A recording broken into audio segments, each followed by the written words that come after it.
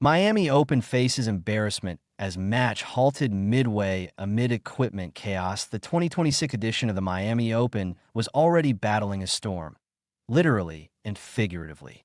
But just when organizers hoped the worst had passed, a fresh controversy pushed the tournament into deeper embarrassment. In a moment that stunned players and fans alike, a match had to be suspended mid-play, not because of rain, but due to a shocking lack of basic infrastructure.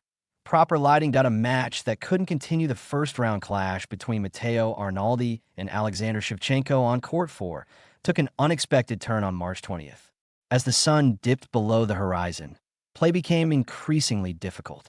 Unlike the main courts, the outer courts lacked sufficient artificial lighting, an oversight that proved costly, with the score delicately poised at 7-6, 5-5 in favor of Shevchenko.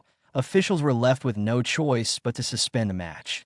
What should have been a routine first-round encounter turned into a logistical headache, exposing a glaring flaw in the tournament's setup. The match resumed the following morning, with Shevchenko eventually sealing victory in 3 sets. But the damage had already been done, not just to the flow of the match, but to the tournament's credibility. A grueling schedule and competitive imbalance. The fallout from the suspension extended beyond inconvenience. Shevchenko, after completing his delayed victory, was forced to return to court the same day to face 8th seed Ben Shelton in the round of 64. This meant playing 2 high-intensity matches within hours, an undeniable disadvantage in a sport where recovery is crucial. Meanwhile, Shelton entered the match fresh, benefiting from scheduling imbalance that raises serious questions about fairness in elite tennis. Margins are razor-thin. Fatigue, even at a slight level, can determine outcomes.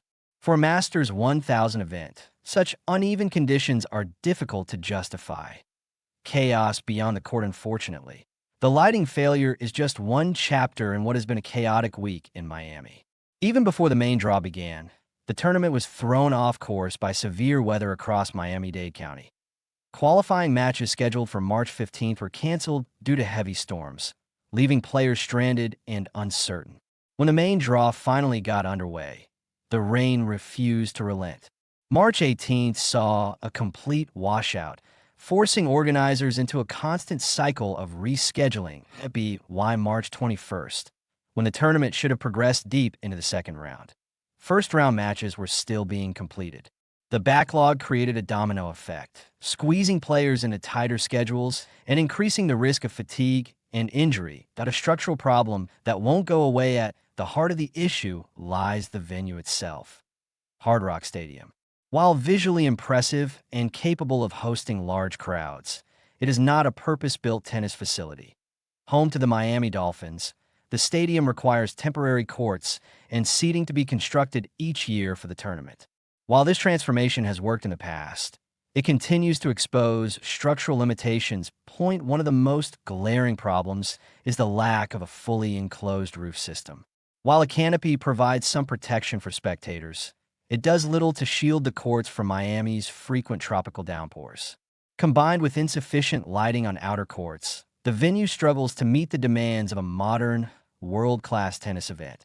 Scheduling controversies add fuel to the fire, as if weather delays and infrastructure failures weren't enough, scheduling decisions have also drawn criticism. In a move that sparked backlash, organizers relocated a match involving Aryna Sabalenka from the main stadium to the Butch Buchholz court. The change was made to accommodate a high-profile clash featuring Carlos Alcaraz and rising Brazilian star João Fonseca. While the decision may have been driven by crowd demand and broadcast priorities, it didn't sit well with Sabalenka supporters. Many argued that a top player of her stature deserves center stage billing, especially in the early rounds of a major tournament. Despite the controversy, Sabalenka delivered on court, defeating Aryna in straight sets and advancing confidently.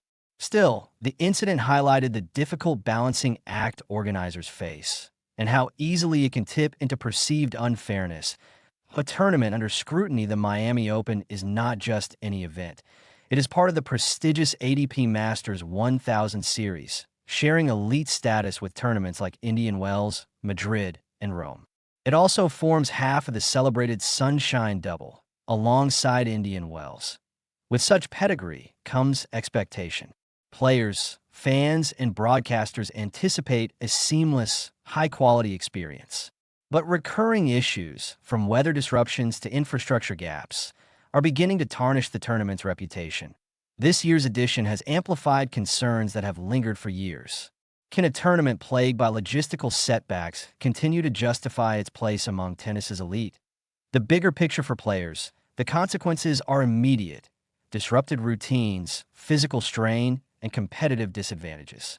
For fans, it means uncertainty, delays, and sometimes missing key moments. For broadcasters and sponsors, it complicates scheduling and reduces overall value.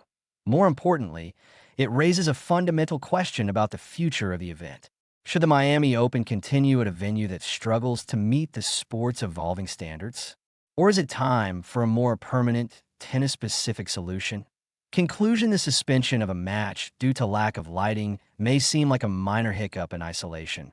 But in the context of an already troubled tournament, it becomes symbolic of deeper issues. The 2026 Miami Open has delivered drama, but not always the kind fans hoped for.